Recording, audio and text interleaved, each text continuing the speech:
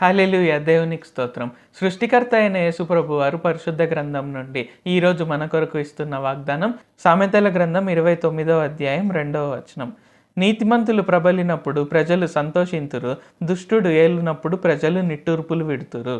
So ఈరోజు వాగ్దానం కనుక చూసుకున్నట్లయితే ఏంటి, ఇక్కడ ఎవరు మనల్ని ఏలుతున్నారు అనే దాన్ని బట్టి ఇక్కడ ప్రజలు ఎలాగ ఉంటారు అనేది వ్రాయబడి ఉందన్నమాట. సో నీతిమంతులు ప్రబలినప్పుడు అంటే నీతిమంతులు మనల్ని పరిపాలిస్తున్నప్పుడు ఏంటంటే మనం సంతోషంగా ఉంటాము. అంటే అందరికీ స్వేచ్ఛనిస్తూ అందరూ వారి ఇష్ట ప్రకారంగా జీవించే విధంగా, అంటే అఫ్కోర్స్ లిమిట్స్ దాటాలని కాదు, అఫ్కోర్స్ వారి స్వేచ్ఛగా జీవించే విధంగా, వారికి విలువనిచ్చే వారి విధంగా ఉన్నవారు పరిపాలిస్తే ఇక్కడ ఏంటి ప్రజలందరూ కూడా సంతోషంగా ఉంటారు. లేకుంటే దుష్టుడు అంటే ఏంటి నియంతలాగా పాలిస్తూ సో స్వేచ్ఛ అనేది లేకుండా ఇతరులను తొక్కుతూ ఇలాగ చేస్తూ ఉండేవారు ఉంటే ఏంటంటే ప్రజలు నిట్టూర్పులు విడుస్తారు అని వ్రాయబడి ఉంది. కాబట్టి మనము అలాంటి నాయకుల కొరకు ప్రార్థన చేయాలి. సో దేవ, మా ప్రాంతంలో అలాగే మా దేశంలో సో మా రాష్ట్రంలో ఇలాగా మిమ్మల్ని కరెక్ట్గా ఆరాధించేవారు రావాలి. అంటే మీ చిత్త ప్రకారంగా జరిగించాలి. ప్రజలందరినీ కూడా తారతమ్యాలు అనేవి లేకుండా అందరికీ కూడా ఈక్వల్గా న్యాయం చేస్తూ అందరికీ కూడా స్వేచ్ఛనిస్తూ సో అందరి మనోభావాలకు కూడా విలువనిస్తూ ఆ విధంగా ఉండే నాయకులను దయచేయండి అని మనం ప్రార్థన చేయాలి.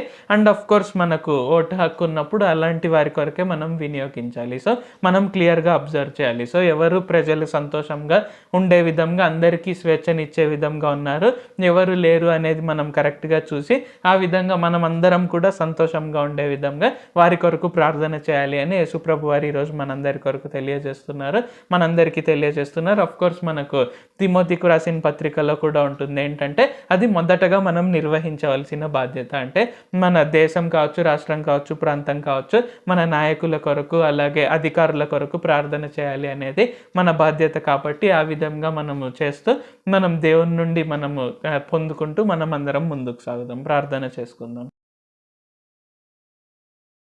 ప్రభువా, దేవా, సర్వాధికారి, మాకు ఇంకొకసారి ప్రార్థించుకునేందుకు అవకాశం ఇచ్చినందుకు వందనాలు తండ్రి.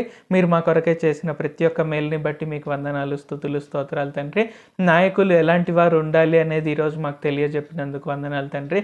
కావున మేమందరం కూడా మంచి నాయకుల కొరకు ప్రార్థన చేస్తూ, మంచి నాయకత్వం కొరకు ప్రార్థన చేస్తూ, అలాగే మేము ఓటు వేసేటప్పుడు కూడా కరెక్ట్గా ఎలాంటి వారికి వేయాలి, ఎలాంటి వారికి వేయకూడదు అనేది మీరు చెప్పిన విధంగా మేము ఆ విధంగా గుర్తించి మేము మీ జ్ఞానంతో అది గుర్తించి అలాంటి నాయకులనే మేము ఎన్నుకొని మేమందరం కూడా సంతోషంగా ఆశీర్వాదకరంగా జీవించటకు సహాయం చేయండి.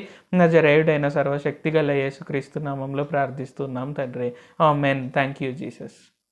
దేవుడు మిమ్మల్ని ఆశీర్వదించును గాక.